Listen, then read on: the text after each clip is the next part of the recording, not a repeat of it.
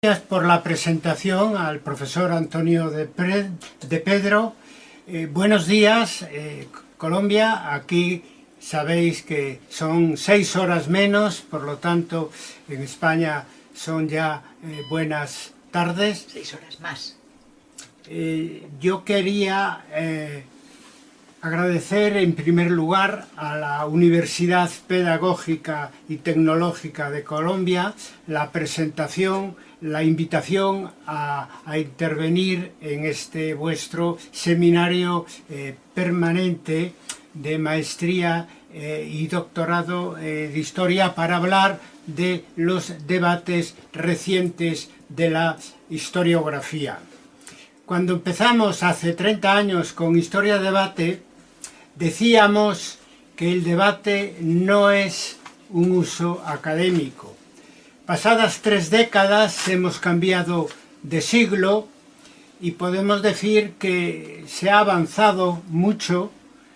Sin embargo, muchos colegas todavía en su fuero interno piensan que el debate pues, no es tan necesario, ¿no? Que los resultados de las investigaciones por sí mismos pues, son suficientes e inapelables, ¿no? Si se hace una buena investigación con documentos, que si acaso podría haber debates sobre temas concretos. En el cambio del siglo XX al siglo XXI podemos decir que, y lo hacemos desde Historia Debate desde hace años, que cuando cambia la historia, cambia la escritura de la historia. ¿Qué quiere decir? Que queramos o no, el oficio de historiador en el siglo XXI está a debate, es decir, que no solamente nos interesan los debates sobre los temas concretos de nuestra especialidad, sino y sobre todo, y de una manera transversal, los debates generales sobre el oficio de historiador, que están a debate, insisto, queramos o no, porque entre el siglo XX y el siglo XXI ha habido un cambio importante. Yo diría incluso que la historia ha cambiado de una manera civilizatoria, es decir, no solamente en pequeñas cosas, sino en las formas de pensarse y de organizarse la sociedad en su conjunto, ahora la sociedad global. Me refiero, cuando hablo de los debates, no solamente los debates explícitos, sino también los debates implícitos, que son, si acaso, más importantes.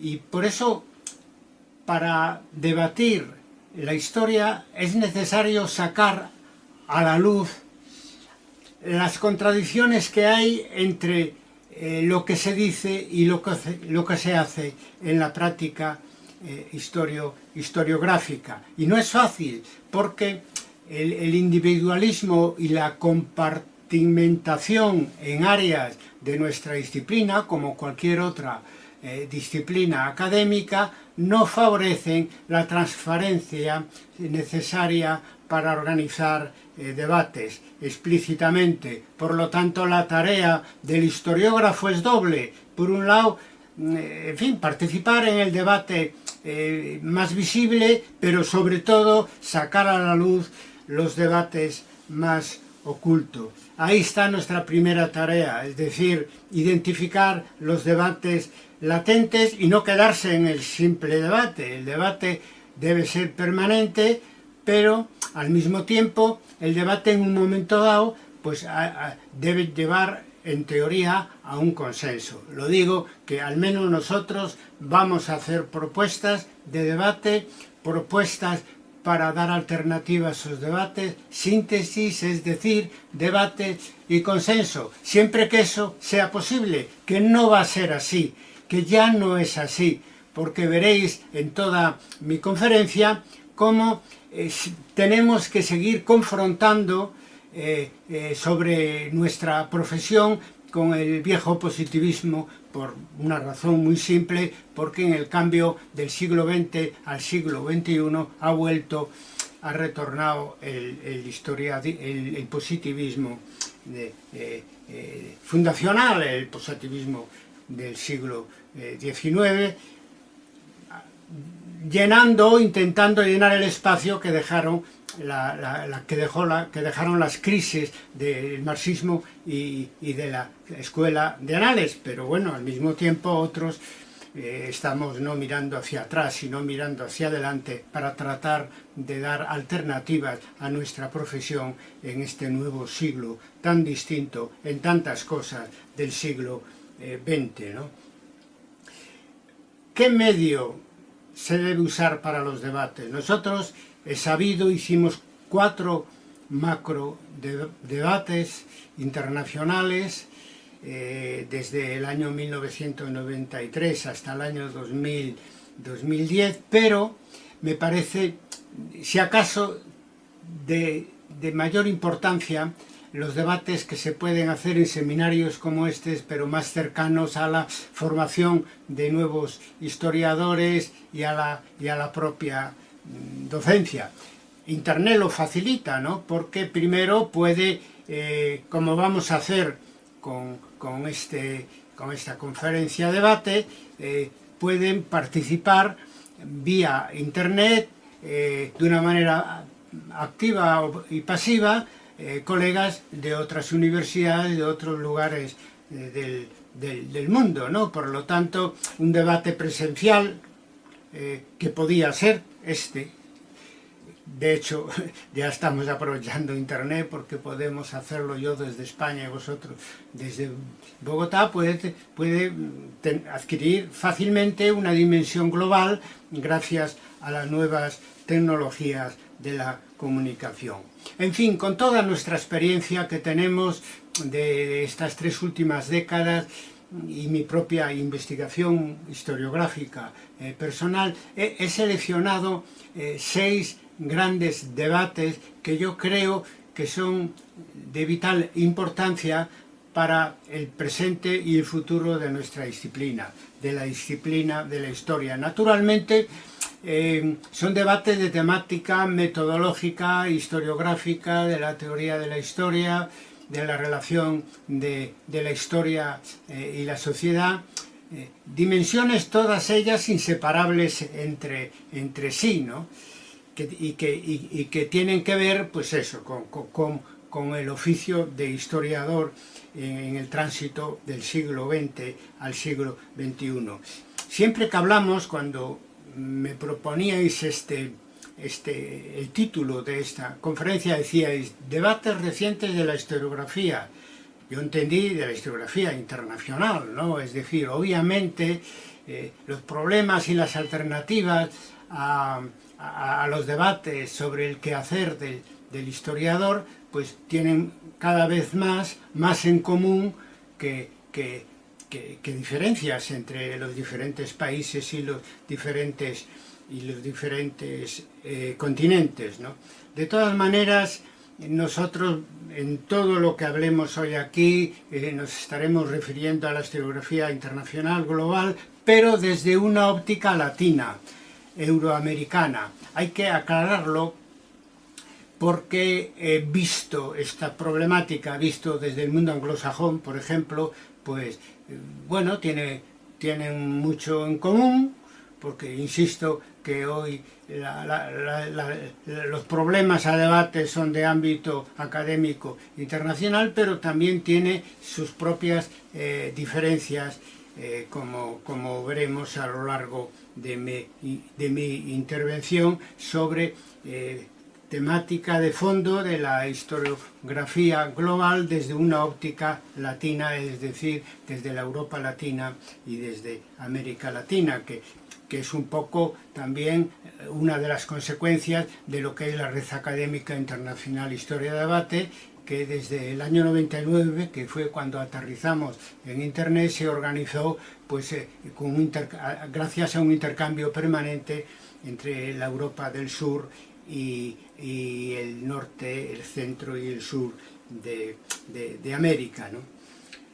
Bueno, el primer gran debate sobre el concepto de la historia, y al cual me voy a referir no solo en lo que es evidente, es decir, la epistemología de la historia, sino también a las prácticas historiográficas, por lo que dije antes, porque se hace una cosa y a veces se dice otra, y eso es muy importante saberlo a la hora de organizar el debate y de buscar alternativas a los problemas que surjan en los debates historiográficos.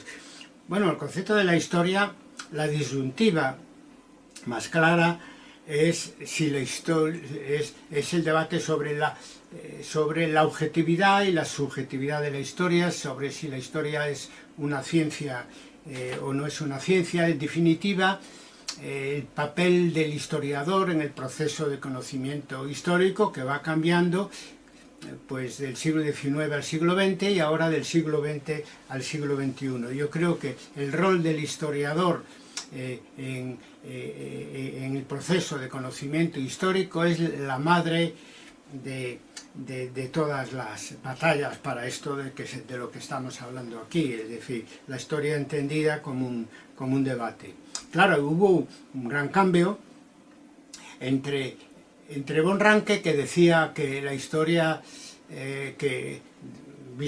entendida como la historia que se escribe, es conocer el pasado tal como fue, y nos hemos pasado, por lo menos algunos, o yo diría que bastantes, o muchos, a definir la historia como lo que escribe el historiador, es decir, la escritura de la historia. Claro, en esto de revalorizar el papel del historiador en el proceso de conocimiento histórico, pues hay una posición extremista que ha ayudado al debate, pero que también ha recibido el rechazo en gran medida de nuestra profesión, que es la propuesta posmoderna, que viene de la crítica literaria un poco y de la filosofía posmoderna, y que insiste hasta sobre el papel del autor, en este caso del historiador, hasta el límite de no hacer diferencias entre la historia y la literatura, negando que la historia sea una ciencia. Afortunadamente esta posición que es de finales del siglo XX, tuvo poca influencia entre los historiadores profesionales, y hoy menos, incluso en el mundo angloamericano, porque en Europa el posmodernismo tuvo una dimensión, digamos, filosófica, pero tuvo una dimensión más práctica, con el giro lingüístico, etcétera, en Estados Unidos. Incluso en el propio Estados Unidos, según los colegas más conectados con historia de Bata, hace ya tiempo que tiene escasa influencia. Pero no el tema al que se refiere el posmodernismo y al que nos estamos refiriendo aquí, es decir, el papel del historiador en el proceso del conocimiento histórico. Y así, entre historiadores está más vigente que nunca el debate entre si el historiador es un notario o el historiador es un constructor. Es decir, si el historiador no debe intervenir, simplemente hacer una historia, un relato histórico, cronológico, utilizando fuentes, ¿no?, que es a lo que restringe el positivismo clásico, el oficio de historiador. Otros muchos pensamos, desde las vanguardias historiográficas del siglo XX, que el historiador construye la verdad histórica, que no le viene revelada por las fuentes históricas como si fuera la zarza ardiente de Moisés, ¿verdad? Entonces, el historiador es un constructor y tiene un margen que podemos discutir qué grado de margen tiene el historiador a la hora de hacer la historia. Las nuevas historias del siglo XX, en las que nos hemos formado desde el neopositivismo, pero también las nuevas historias, el marxismo, Annales, le han concedido cierto margen, un margen al historiador, que el positivismo clásico no le concedía. El historiador puede interpretar, el historiador puede plantear hipótesis, pero eso sí, y eso sí, la última palabra la tienen las fuentes. Y volvemos otra vez a la historia como la verdad relevada por las fuentes que, como todos sabemos, por nuestra práctica de investigadora, que no hablan solas. Pese a esto de que no hablan solas, se nos quiere convencer de que tienen la última palabra, como si fuera una realidad abstracta que está ahí, que se manifiesta al historiador como el sumo sacerdote que conoce el lenguaje del pasado y por lo tanto puede transmitir esa verdad revelada al mundo de hoy. Nosotros hemos elaborado ya, en fin, en las cercanías del nuevo siglo, un concepto de historia donde se trabajen con dos ideas a la vez, es decir, definiendo la historia como una ciencia con sujeto cognoscente, que es el primer punto del manifiesto historiográfico de Historia de Debate, lanzado hace exactamente 23 años, el año 2001. Bien, pues de este modo creemos que se adapta mucho más a la práctica diaria del historiador un concepto que sea doblemente objetivo y subjetivo. Es decir, ¿cómo decir lo siguiente? El historiador descubre su propio objeto mientras los construye. De manera que es tan importante el rigor que nos posibilita el trabajar con documentos como la propia intervención del historiador, es decir, lo que Topolsky llamaba el conocimiento no basado en fuentes para conseguir un acercamiento lo más cercano, lo más profundo posible a lo que sucedió en el pasado, ¿no? Realmente, por la influencia secular del positivismo, el mayor secreto de nuestra profesión es que la historia la hacemos los historiadores.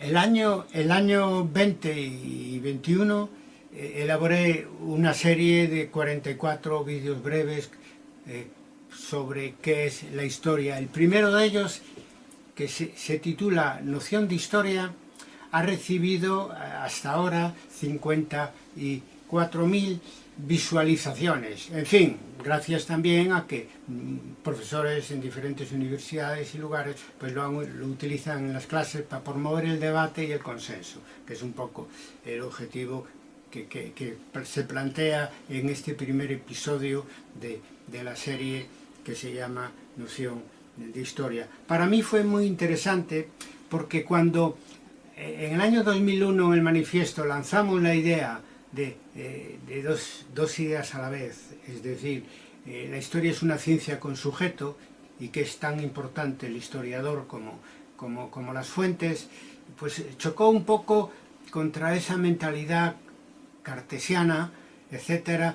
Vosotros sabéis que el racionalismo del siglo XVII decía que si una cosa se contradice a la otra, una tiene que ser verdad y otra tiene que ser mentira. Claro, eso choca contra, ya no digo contra el trabajo diario que nosotros hacemos, es que choca incluso con el sentido común, por lo menos con el sentido común en este siglo XXI tan global. Por lo tanto, sí se puede trabajar con un concepto de una historia objetiva y subjetiva, y de hecho la mayoría es lo que hacemos.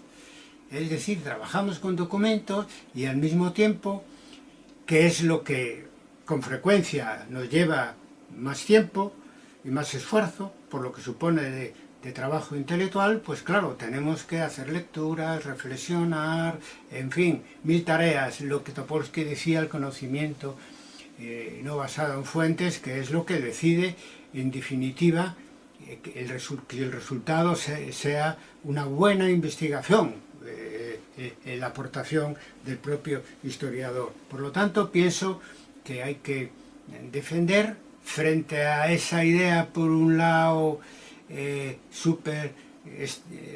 entre dos extremos, esta idea de que la historia es una ciencia con su centro. Por un lado, contra el extremo más positivista, que la historia simplemente es recoger datos de fuentes y hacer una redacción de carácter cronológico, y por un otro extremo, aunque este segundo extremo cada vez está menos presente, pero no deja de ser un polo interesante para el debate, que es el postmodernismo, donde dice que en definitiva la historia es lo que hace el historiador, como la literatura es lo que hace el escritor. En fin, negando en definitiva el realismo del resultado de nuestras investigaciones y la objetividad que se desprende del uso de fuentes históricas para el proceso de conocimiento histórico. Entonces nos movemos entre esas dos aguas cada vez más cómodamente, porque cada vez también el contexto histórico en el que vivimos favorece eso de trabajar con dos ideas a la vez en la cabeza. El segundo debate general que yo pondría sobre la mesa es el tema de la fragmentación de nuestra disciplina. Generalmente este debate oculto un poco inconscientemente, porque se elude este debate, es incómodo por la dificultad para solucionarlo, ¿no? El problema de la gran dispersión temática de nuestra disciplina. Pero es un problema real y de cierta gravedad. Claro, entendemos por fragmentación de la historia pues la hiperespecialización, cada vez sabemos más de menos cosas.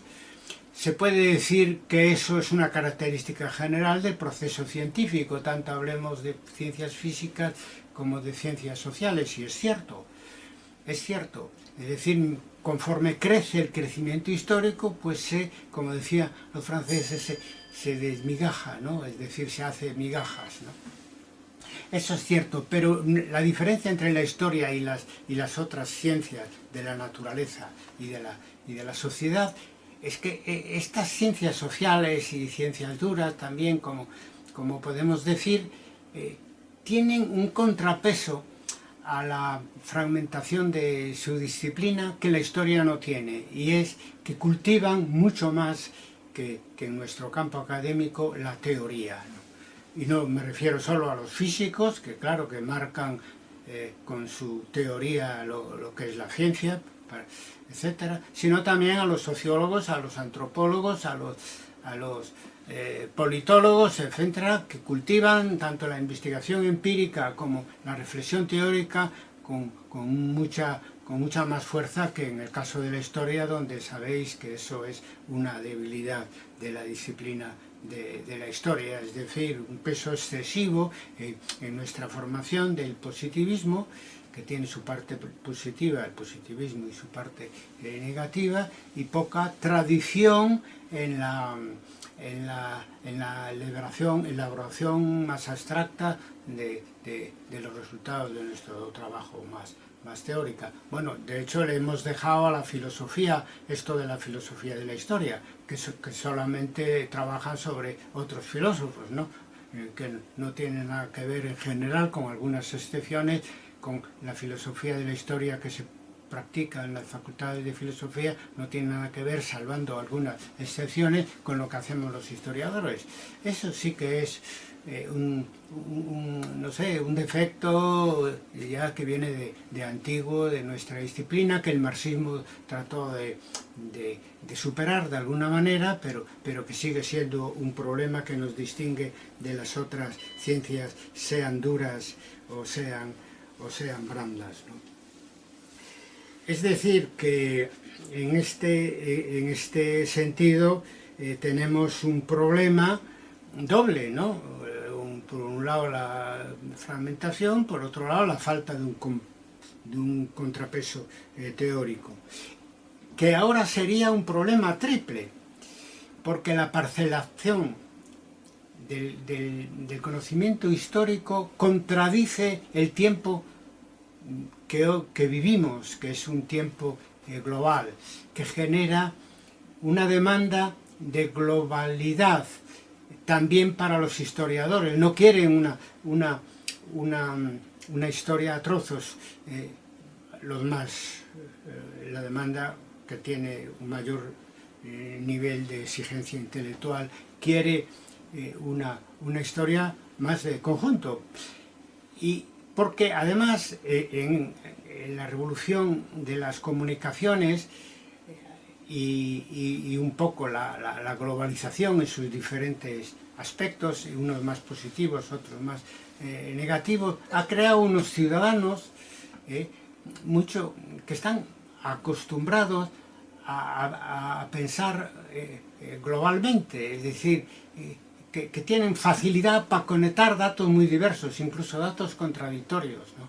Más que lo que sucedía con el ciudadano del siglo XIX e incluso XX, más cartesianos y en ese sentido con menos facilidades para entender la vida real, que es verde, no está seca, ¿no? Y está llena de contradicciones y de complejidades.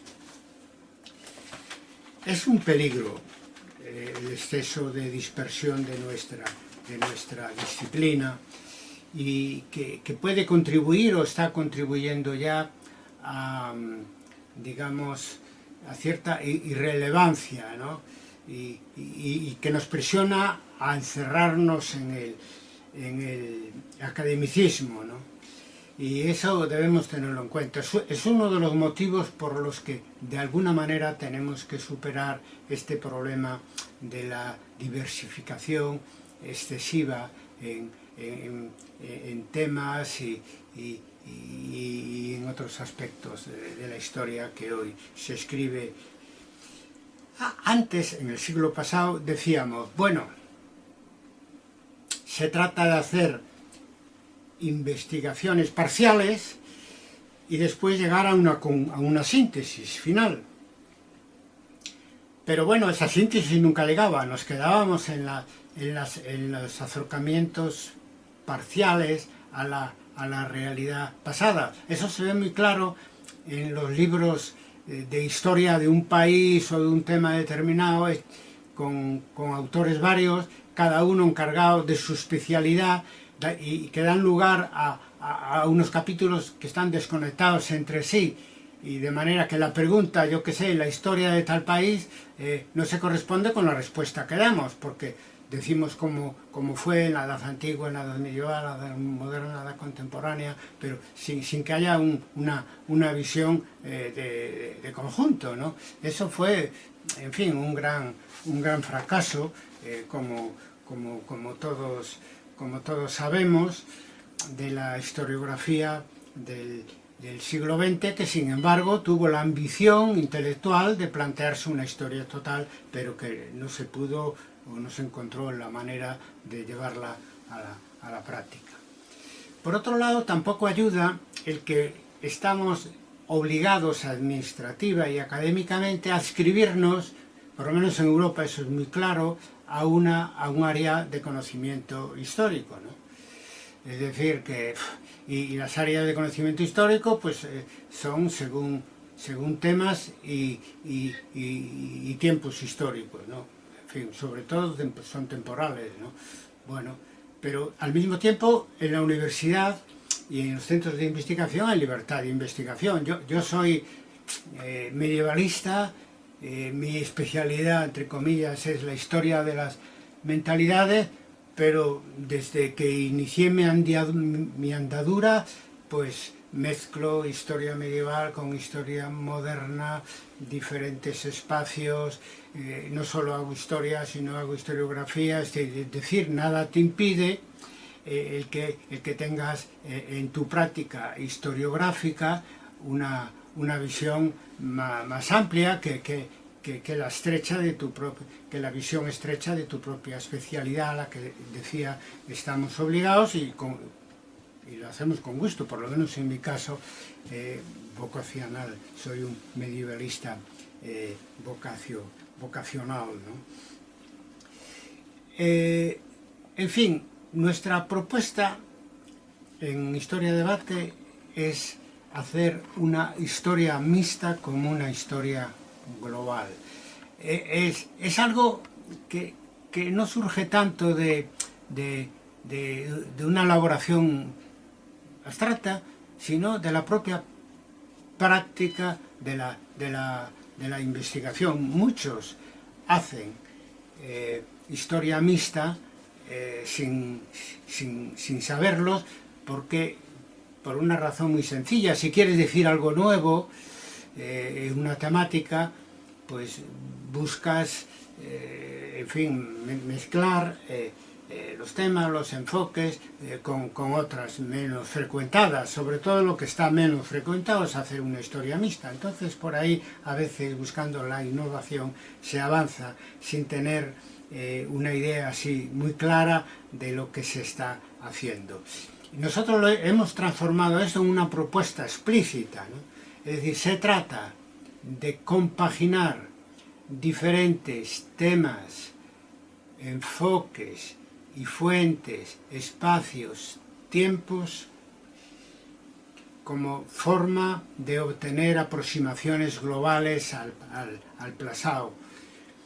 Y yo aconsejo además que en el momento de iniciar la investigación, que puede ser una investigación académica formal, una tesis de maestría, una tesis de doctorado o simplemente un trabajo, una línea de investigación, aconsejo siempre, para hacer historia mixta, explicitar, es decir, voy a usar estos tipos de fuente, estos tipos de temas, estos tipos de enfoques historiográficos, buscando eso, una aproximación global, que es la gran asignatura pendiente que nos ha quedado de las vanguardias historiográficas del siglo XX, que han fracasado porque en realidad hicieron de la historia total un horizonte al que nunca se llega, y entonces pues nunca se llegó, claro, y al final fue abandonada la idea de historia total en el trabajo de los historiadores.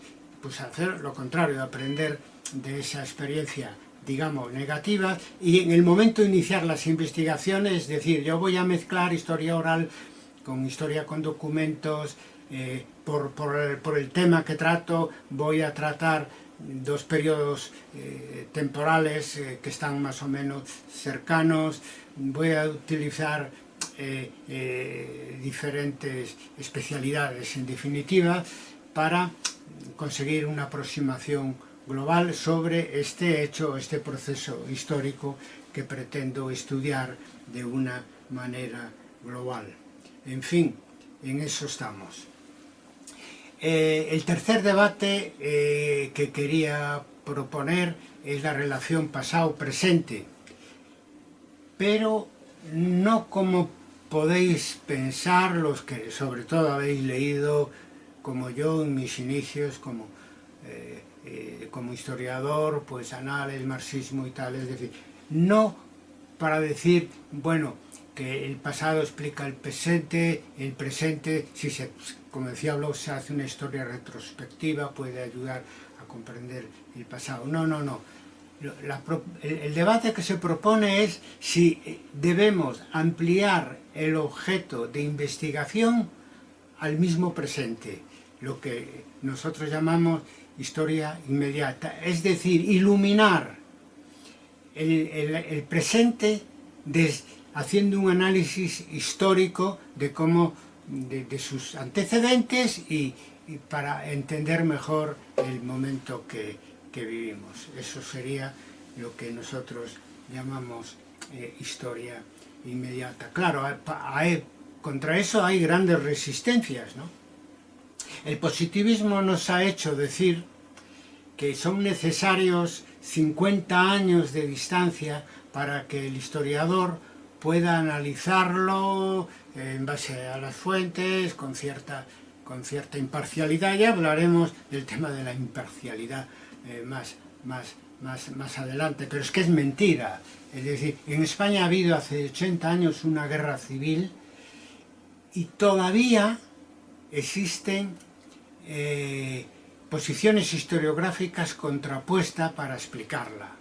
Bien es cierto que eso es debido al auge en los últimos tiempos del revisionismo historiográfico neofranquista, que está más fuera que dentro del mundo académico, pero de todas maneras el debate sigue vivo, y no solo académicamente, o quizá no tanto académicamente, sino como fuera, ¿no? Y en el ámbito, en la discusión política, y fuera del ámbito directo de la propia universidad y de los centros de investigación. O sea, que el paso del tiempo no asegura, digamos, con la distancia, que no exista una pluralidad de enfoques históricos sobre un tema determinado.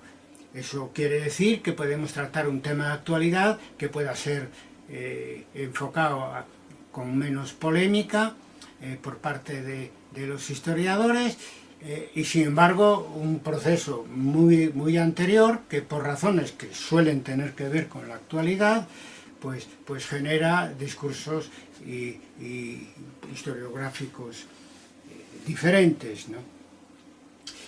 Pesa tanto esto de que el presente no es objeto de investigación para el historiador, que la primera idea que ha surgido en la historiografía global, por lo menos como siempre del ámbito euroamericano en el que nos movemos, fue en Francia, la historia del tiempo presente en los años 70.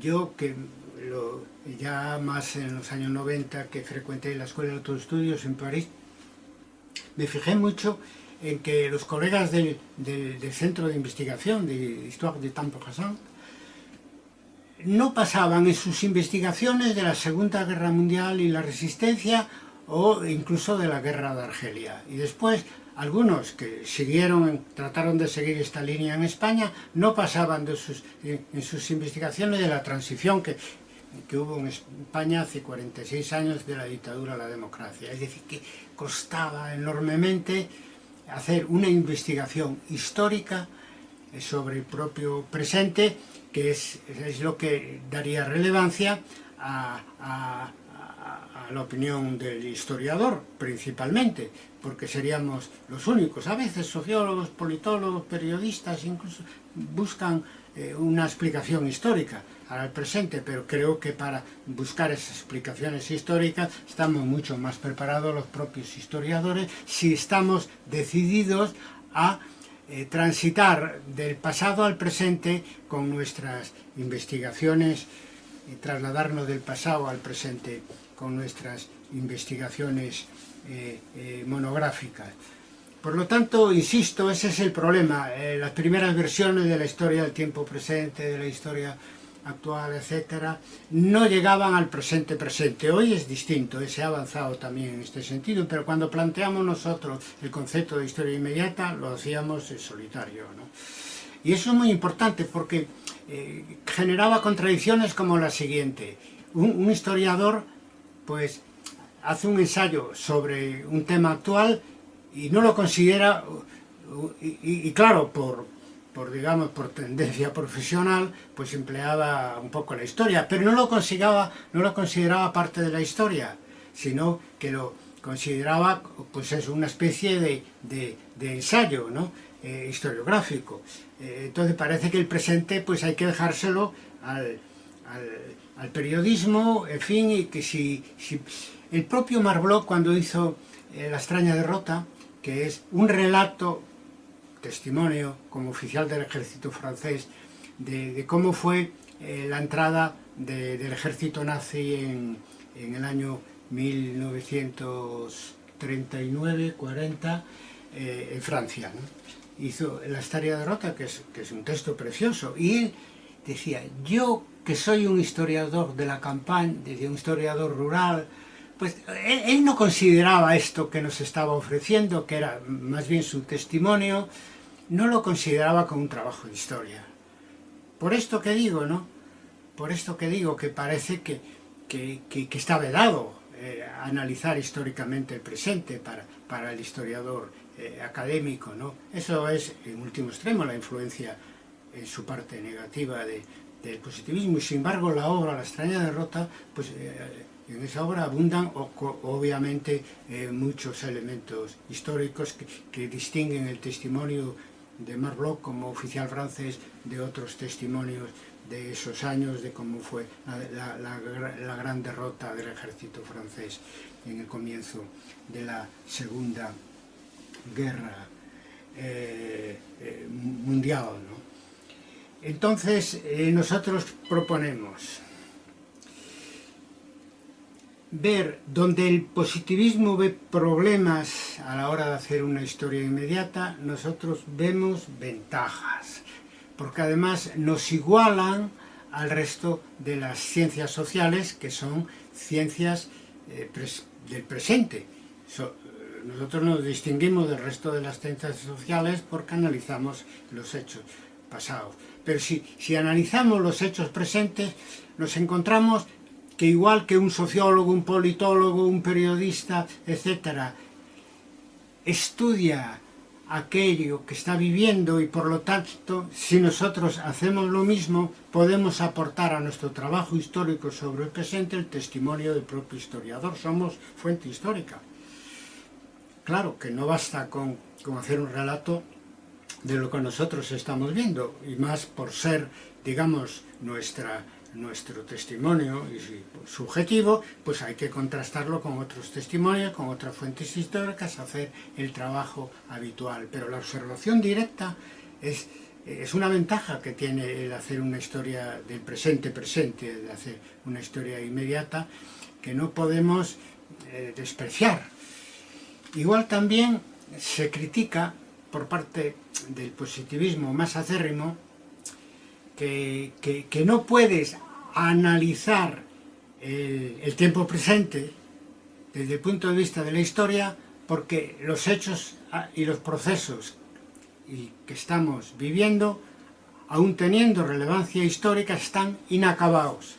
Y volvemos a lo de los 50 años, ¿no?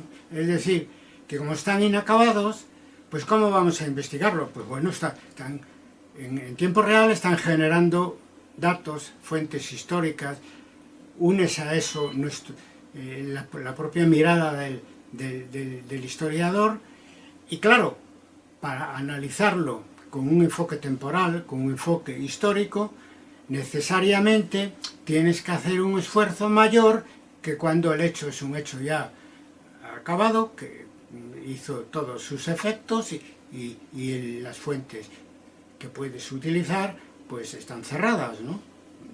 Habrá más o menos datos para analizar eso, pero es un proceso que ha quedado atrás, que ha quedado cerrado. Bueno, y para analizar en el presente hechos que todavía están fluyendo, pues el historiador tiene que hacer un mayor esfuerzo intelectual. No hay que olvidarse a veces que la tarea del historiador es una tarea intelectual. Tiene que hacer mayor esfuerzo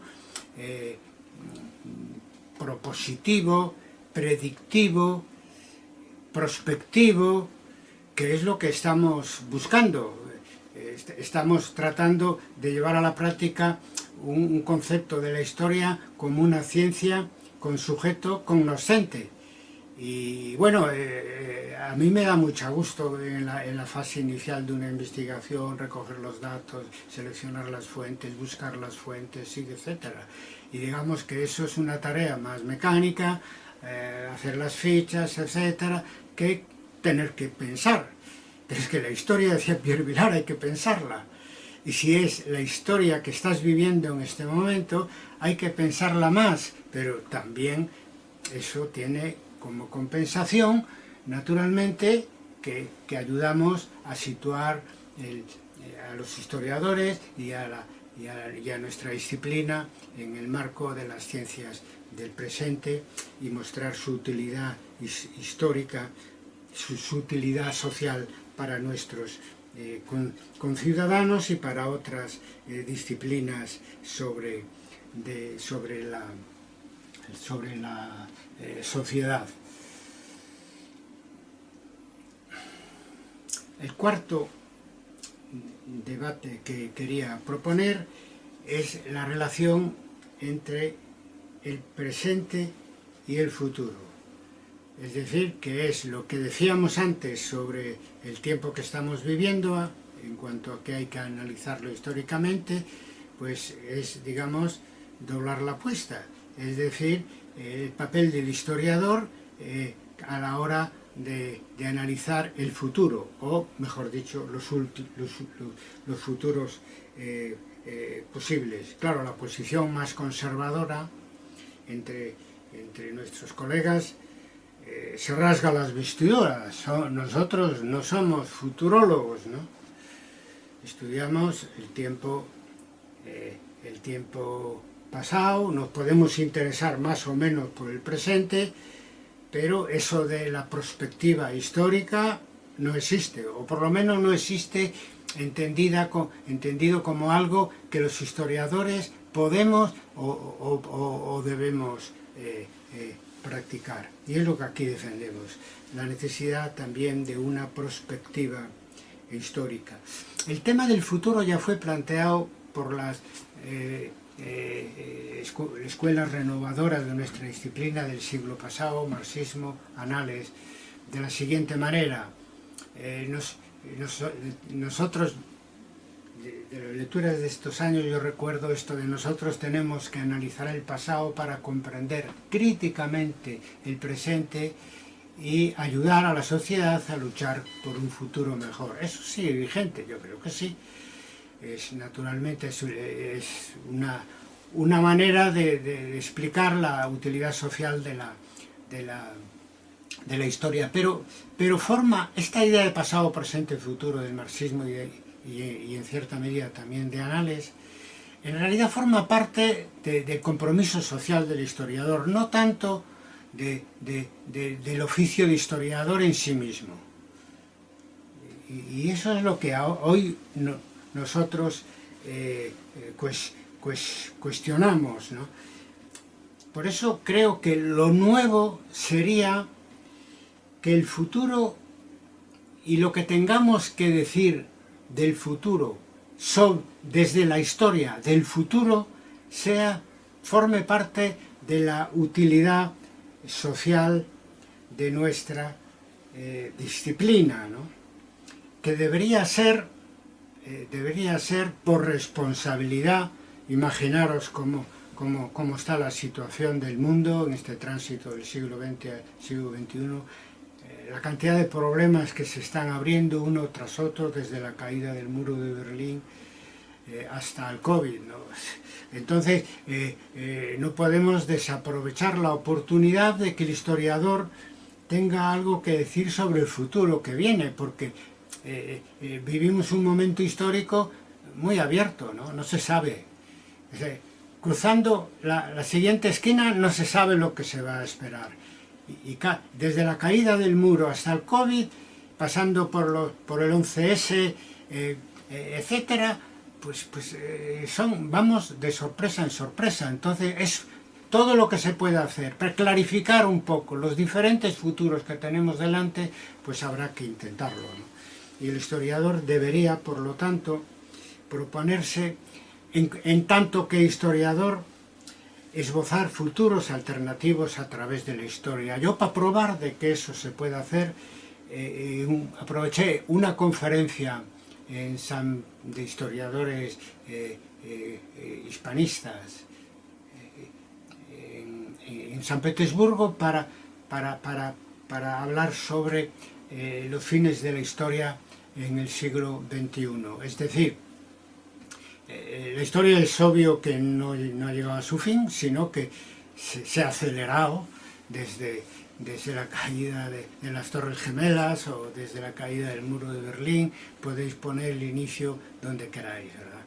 Y entonces, en ese sentido es muy importante, si no decir a dónde vamos, porque en eso tienen razón los positivistas, no somos futurólogos, pero sí decir a dónde nos quieren llevar y a dónde queremos ir, que son cosas muy diferentes. Entonces, hice una relación de futuros posibles, o digamos de objetivos de la historia que están en pugna en este momento, y eso fue hace unos años y ya exigiría, va todo tan rápido, exigiría una segunda mirada, porque hay futuros como el terrorismo islámico, que en aquel momento era muy importante y que ahora lo es menos, y surgen otros temas, otros objetivos de sectores de la sociedad global, etcétera.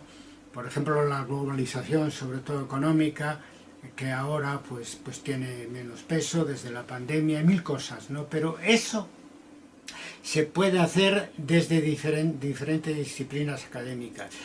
Y nosotros lo podemos hacer desde la historia. Podemos, gracias a nuestra capacidad para estudiar la evolución histórica, explicar a la sociedad los diferentes futuros.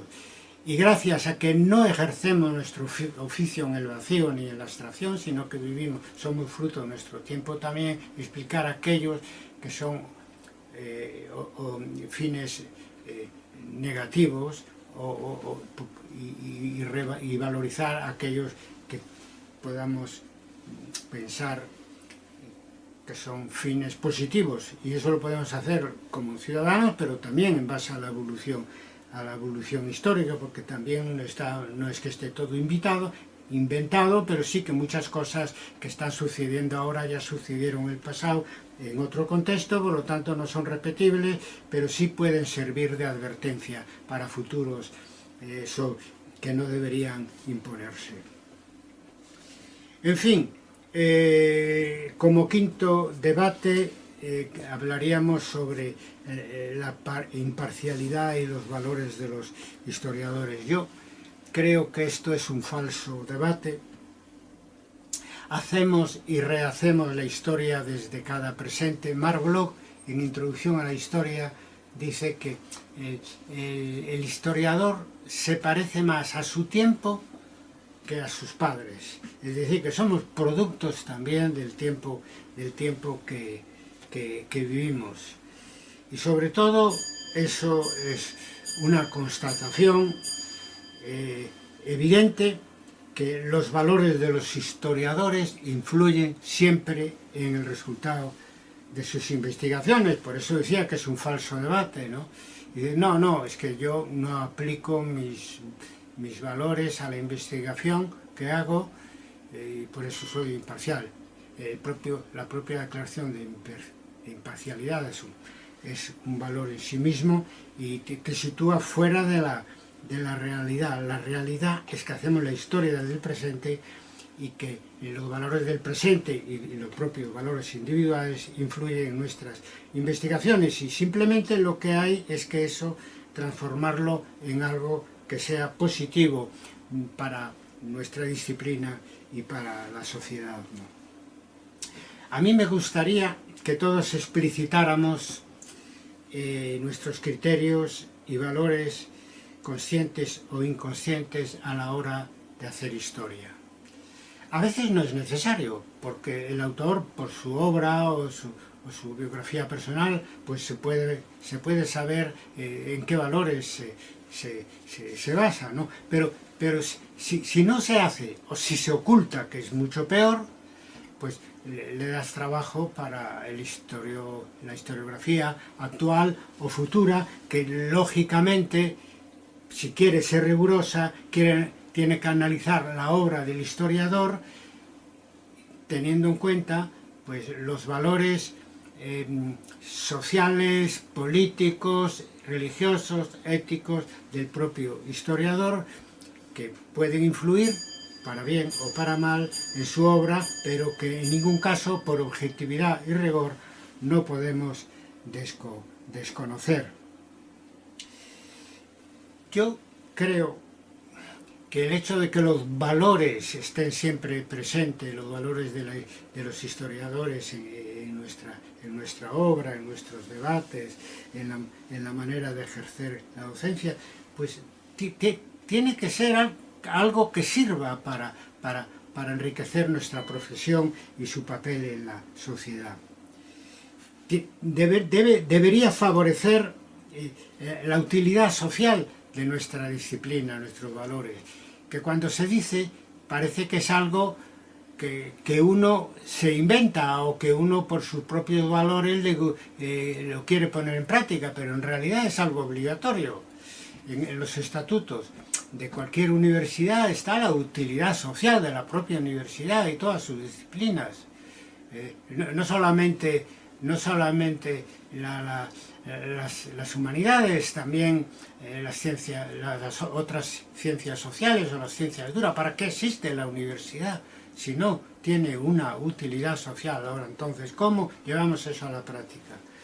Pues, ¿cómo logramos que con nuestros valores la obra del historiador tenga una utilidad social? Bueno, primero de todo, pues debería facilitarnos estos valores una deontología del historiador lo más sana posible, es decir, y el primer valor que habría desde el punto de vista deontológico que tener en cuenta es el propio rigor de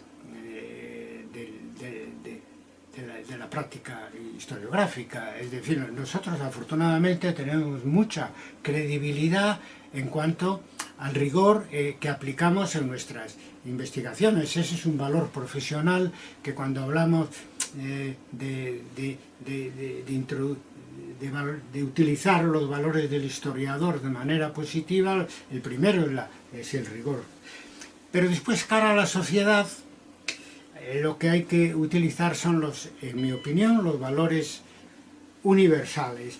Tenemos la fortuna que en este tiempo uno de los aspectos positivos de la globalización, junto con la revolución de las comunicaciones, son los valores universales. Valores universales que van de la mano del derecho internacional. Es decir, no hubo, a lo mejor en el siglo pasado, esta misma facilidad que hoy tenemos para adherirnos a una serie de valores que son aceptados universalmente, incluso muchas veces jurídicamente, y que pueden servir de base para hacer unas investigaciones que no pretendan esconder la cabeza debajo del ala diciendo que somos imparciales, diciendo algo que ni somos ni podemos serlo, ni pensamos algunos queremos serlo, porque queremos que nuestra disciplina tenga una utilidad social. Nosotros llamamos a eso de hacer una historia guiados por los valores universales, historiografía de valores, que además nos debe permitir, para algo que ha estado en el siglo pasado muy presente y que debemos evitar en este siglo, y es que la historia sirva de correa de transmisión para una idea política, religiosa, para una posición de Estado, etcétera, ¿no? La historia debe ser autónoma de cualquier otro sujeto social, político, religioso, etcétera, y debemos tener capacidad para enfrentarnos a la dimensión social o política o religiosa que puedan tener nuestras investigaciones desde unos valores universales, por lo tanto, que puedan ser compartidos por el conjunto de la universidad, de la comunidad de historiadores. Es decir, evitar la correa de transmisión y evitar lo peor, que es las manipulaciones. Y eso se da mucho en el debate político, que se manipula la verdad de la historia, la verdad conocida de la historia, por intereses, políticos concretos, generalmente de carácter negativos. Sobre este tema de la imparcialidad supuesta de la historiografía, el positivismo nos hace decir también esto de que no somos jueces, ¿no? Que no estamos obligados a tomar partido, a opinar si es bueno o es malo, pues hechos históricos que estudiamos en nuestras investigaciones. A mí me deja, decimos aquí, no sé si en Colombia lo entendéis, me deja de piedra esto, porque es que, vamos a ver, si uno está trabajando e investigando la Segunda Guerra Mundial y se encuentra con el Holocausto, ¿qué debe hacer el historiador profesional? ¿Ser imparcial? No tienes escapatoria, porque si eres neutro, estás favoreciendo algo que en Alemania hace unos años estuvo muy de moda, que es el revisionismo historiográfico cercano al neonazismo, ¿no? Etcétera. Y en algunos casos incluso negando el hecho histórico del Holocausto. Entonces, no hay escapatoria. O tomamos posición o lo que estamos es haciendo el juego a los que quieren manipular la historia.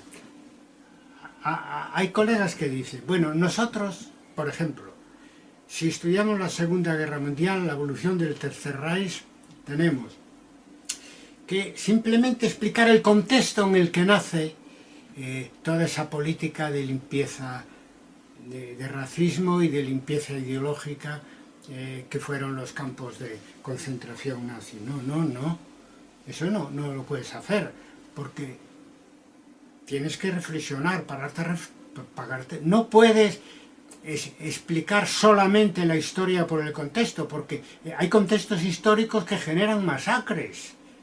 Y tú no puedes ser imparcial frente a esto, porque si lo explicas por el contexto, estás dando argumentos que justifican el hecho de esas masacres. No queda otro que en estos casos extremos de violación de derechos humanos, no queda otro que condenarlo.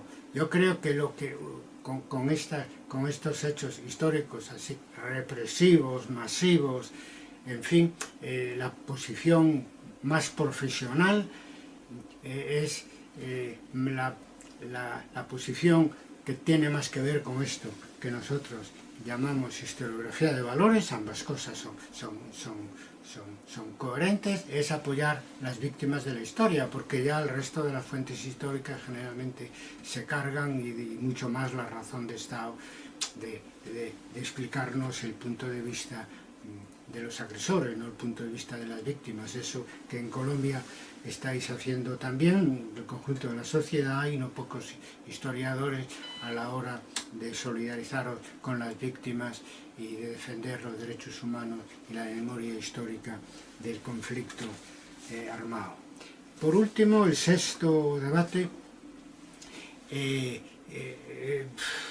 seguro que pensabais que faltaba, es sobre lo presencial y lo digital en la tarea del historiador hoy ya avanzado en la segunda década del siglo XXI. Más alto.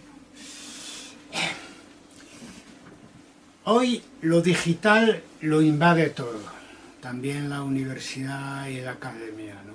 Mucho más después de la pandemia. Por lo tanto, no es discutible.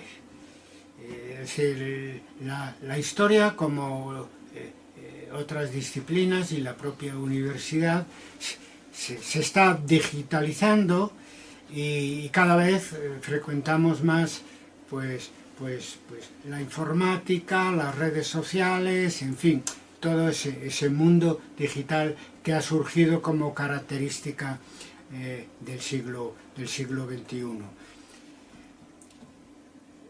En principio el uso fue más que nada obligado y también por esa razón de limitado, es decir, porque desde el punto de vista administrativo y de la enseñanza, pues claro, hay que usar la informática, hay que usar la web, empezamos por correo electrónico y ahora vamos mucho más allá. También pues desde el punto de vista de las investigaciones y su difusión, algunos congresos, etc. Por ahí vamos entrando y no queda más remedio que entrar por ahí, porque la universidad está bastante al día en general, no hay más que ver las webs de las diferentes universidades en esto de utilizar la informática y lo digital para organizar la administración, la enseñanza y la investigación. Pero hay un debate oculto ahí. A mí me han confesado colegas que se jubilan antes de tiempo, que se prejubilan y que el motivo es pues que están en desacuerdo con el uso de Internet, de la informática, que va creciendo para todo, ¿no? Y que se va usando cada vez para más cosas, para la administración, para la enseñanza, para la investigación. Y algunos, pues probablemente sea un problema de generacional, pero para otros es que es un desacuerdo, porque es que hay un sector también en el mundo académico contrario a Internet y a todo esto, y crítico, ¿no? Entonces, la universidad no va por ahí, porque es que no, tampoco le queda otro remedio, pero hay un debate que hay que sacar a la luz. Para el oficio del historiador en el siglo XXI, el nuevo paradigma digital es indispensable si queremos, lo que decíamos antes sobre la fragmentación, no caer en la irrelevancia, no podemos retraernos ahí. Y aparte de lo que hace institucionalmente la universidad y los centros de investigación y los archivos, etcétera, nosotros como comunidades de historiadores, como historiadores individuales, ya lo estamos usando y tenemos que usar más todos los recursos que nos ofrece el mundo digital e Internet. Yo distinguiría tres usos.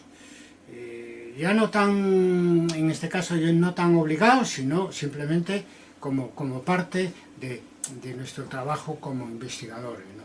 Uno es el acceso a las fuentes y a la bibliografía, que es evidentemente cómodo, muy cómodo poder acceder a libros enteros, a artículos enteros, a documentos enteros a través de Internet.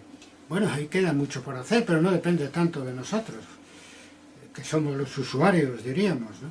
Sino que depende del hecho de que la mayor parte de la documentación que está en los archivos está sin digitalizar, y la mayor parte de los libros, que están en nuestras bibliotecas, empezando por los más antiguos, están sin digitalizar. Ahí todo hay mucho territorio por descubrir, pero vamos ya en buena dirección. También podemos vanagloriarnos de lo que ha supuesto la informática y ahora Internet, pero en un principio la informática a la hora de escribir nuestros artículos, nuestros libros, nuestras tesis de maestría, nuestras tesis de doctorado. Yo, confesaros que cuando hice mi tesis doctoral hace 35 años, la hice a mano, de una manera manuscrita, y hubo una persona que me las pasó a máquina. Imaginaros, entre la máquina, pues aprendí rápidamente a escribir, y sobre una máquina, y desde la máquina de escribir a los ordenadores actuales, pues claro, lo que hemos evolucionado, ¿no? Sobre todo con los programas de tratamiento de textos, Word, PDF, claro, ahora nos parece una maravilla. No lo podíamos soñar, que pudiéramos redactar un artículo o un libro que fuera un documento vivo, y que nos permitiera ir adelante, ir atrás, corregir, introducir citas, revisar el texto de una manera continua. Ganamos mucho tiempo. La escritura de la historia en ese sentido es hecho más fluida, más rápido, reversible, y no estoy hablando de lo que falta, es decir, introducir el multiformato en las investigaciones que redactamos, de lo cual hablaré dentro de unos minutos. Solo con eso, limitándonos a la página física que antes hacíamos en la máquina de escribir o manualmente, le debemos mucho a la informática, ¿no? Ha sido un cambio, pero un cambio que se ha quedado atrás, ¿no? Fue probablemente, como investigadores, la primera buena noticia que tuvimos en eso de usar la informática y las nuevas tecnologías. también ha habido un cambio posterior, pero muy visible en cuanto a la formación de los equipos y de las redes, equipos de investigación y redes académicas, ¿no? Bueno, de hecho se está creando, se ha ido creando una nueva academia digital, más transversal, más horizontal, más democrática, más inmediata, más global. Modestamente proponemos la Red Académica Internacional de Historia y Debate como ejemplo, como el ejemplo más notorio, creo, para el ámbito académico latino. Pero ¿qué falta?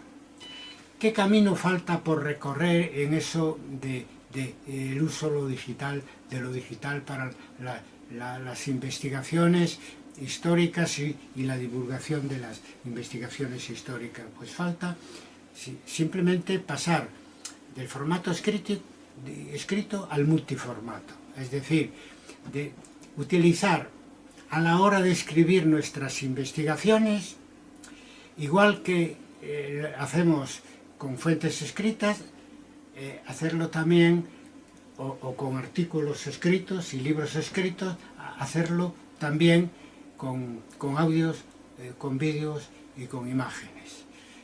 Bueno, si eres historiador del arte, utilizas las imágenes, obviamente. Si eres historiador del cine, pues todo las fuentes audiovisuales, películas, documentales. Yo te hablo del uso de esos formatos para el historiador normal, que normalmente trabaja con documentos escritos, pero que según el tema que estés tratando, pues podía enriquecer enormemente sus investigaciones si utiliza como fuentes, tanto históricas como historiográficas, pues la imagen, el audio y el vídeo.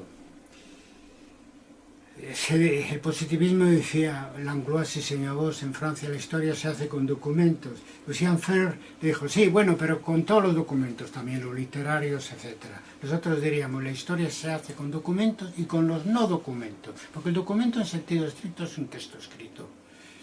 Y con los no, y tiene tanta importancia, o deberíamos dar tanta importancia, al texto escrito como al audio, al vídeo y a las imágenes, en la medida que sean fuentes o referencias historiográficas que estén en esos formatos. Hay que revalorizar las fuentes no escritas de la historia para conseguir una historia más global, porque es que, fijaros la contradicción, es decir, nosotros escribimos sobre un papel, sobre el formato página, un papel, bien trabajos cortos, bien trabajos largos, una realidad que estudiamos que es multiformato,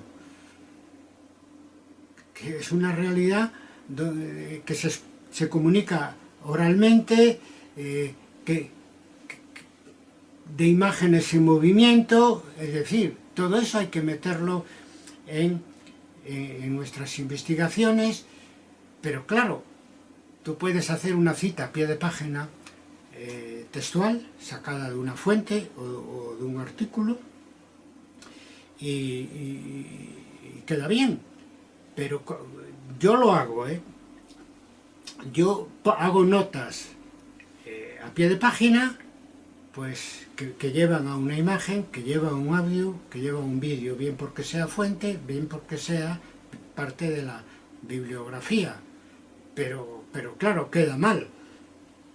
Para eso hay que cambiar la manera de escribir, es decir, superar la página. Y eso lo permite Word, pero muy relativamente, porque esas citas a pie de página, con un link que lleva a un audio, a un podcast, o un link que lleva a un vídeo, o un link que lleva una imagen, pues no es lo mismo que la imagen, el audio y el vídeo estén en la propia página. Y para eso hay que utilizar no el procesador de textos, sino hay que utilizar el lenguaje HTML, es decir, escribir la investigación como si fuera una web. Y entonces en la misma página tienes referencias escritas, referencias de audio, referencias de vídeo, referencias de imagen, en la medida que sean pertinentes para lo que estás, para lo que estás estudiando. Falta mucho para que lleguemos a eso, ¿verdad? Para empezar, yo creo que habría que revalorizar las fuentes no escritas y en un segundo paso escribir de otras maneras el resultado de nuestras investigaciones, donde se combinen textos con imágenes, con audios, como con vídeos, ¿no? Técnicamente es posible, ¿no? Pero en este caso lo que hay son dificultades a veces de mentalidad, porque, en fin, uno lee una novela y lee un texto corrido, por no haber ni siquiera hay citas a pie de página. Si introduces audios, vídeos, todo eso, pues se transformaría en una web. A lo mejor no es demasiado útil para el lector de novelas, pero para un lector de una investigación, pues ayudaría mucho que además de una cita textual, pues hubiera citas de tipo auditivo, de tipo audiovisual, de tipo con imágenes, etcétera. Según los temas, puede ser pertinente o no puede ser pertinente. Esto hay que redactar de otra manera, pero bueno, es un camino también largo el que tenemos por delante, porque hay dificultades administrativas. Por ejemplo, si tú quieres presentar en un CD-ROM una tesis doctoral a un tribunal, por lo menos en mi universidad tienes que presentar paralelamente en papel la tesis doctoral. Y entonces, ¿qué pasa? Que en papel, pues sí, las fotos pueden entrar en una página, el resto nada. Tienes que hacer una referencia y al menos utilizar como anexo un CD-ROM, donde estén los audios y los vídeos, etc. Imaginaros a alguien que estudie la memoria histórica, las víctimas del conflicto armado. Es que no es lo mismo unas transcripciones que escuchar a los propios testimonios o verlos a las personas. Es que cambia de una manera absolutamente radical, ¿no?